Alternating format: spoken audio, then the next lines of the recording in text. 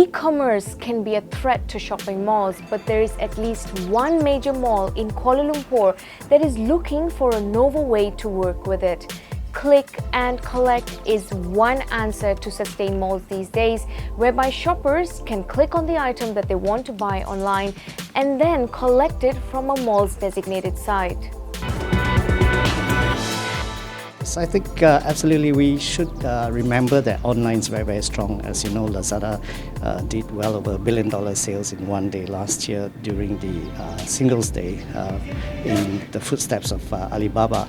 And obviously that's going to grow and growing very, very fast. That impacts on malls themselves. So what we really have to do is try and think two things. One is to build malls that are more versatile in terms of being more connected with online, in terms of doing showrooming, in terms of click and collect.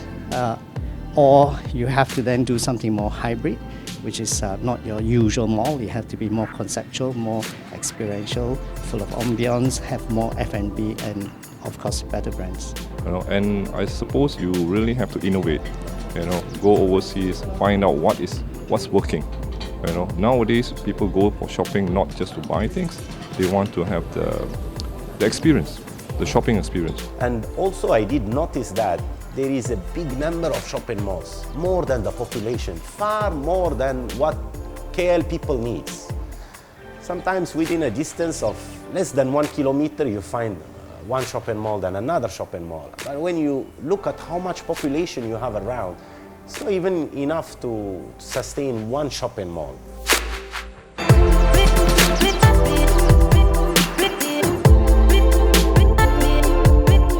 I think in the context of Sunway Mall, I would say we are doing very well. I mean, all the 5 malls that we run is all close to 100% occupancy.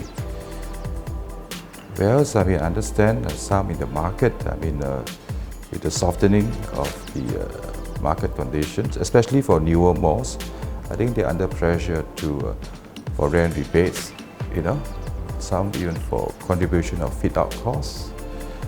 And some cases maybe relocation or retailers consolidating their retail operations. That means downsizing some of their outlets. Some of the smaller, medium-sized malls will suffer because the very big ones, we call them the mega malls, will continue to attract because of their size, the location, and all the offers that they have.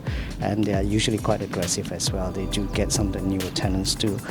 The smaller malls, if they're in the right locations, are okay because they're more neighborhood. They attract the local crowd on a daily basis. The medium-sized ones in the wrong locations, I think those will suffer.